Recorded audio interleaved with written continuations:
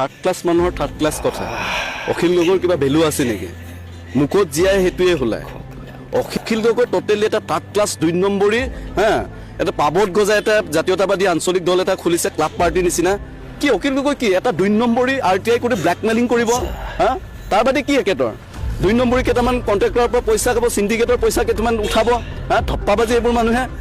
এইজন পন্দামী জাতীয়তাবাদী মানুহক অসমৰ ৰাইজে ইতিমধ্যে চিনি পায় অখিল গগৈ 2 নম্বৰী টকাবাজ হা এটা ব্লেকমেইলাৰ হয় তাৰ বাদে একো নাই মই একদম স্পষ্টভাৱে কৈছো যে অখিল গগৈ 2 নম্বৰী টকাবাজ পন্দামী এজন জাতীয়তাবাদী মানুহ হা শিক্ষক নেতা এজন যদি ৰাজনীতিলৈ আহে তাৰ সমান ভণ্ডামী হ'ব পাৰে নেকি তাৰ সমান ভণ্ডামী নেতা হ'ব পাৰে নেকি এইজন যে সাংঘাতিক ধৰণৰ ভণ্ডামী নেতা আৰু শিক্ষক নেতা এজন হৈ পিনি ইমান টকা ক'ত পালে সাধাৰণ শিক্ষক নেতা এজনক ইমান টকা ক'ত পালে আপোনালোকে নিশ্চয় দেখি আছে যি ধৰণে ইয়াৰ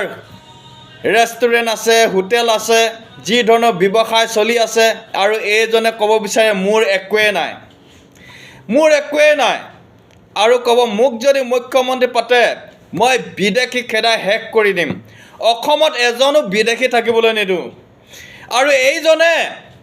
এইজনে আৰু সেই বিদেশীসকলক হাপুতি চুমা খাই থাকে কিমান ডাঙৰ অভিনয় কৰে চাওকচোন এইজনে যে সাংঘাতিক ধৰণৰ অভিনেতা হয় সেইটো আপোনালোকে দেখি আছে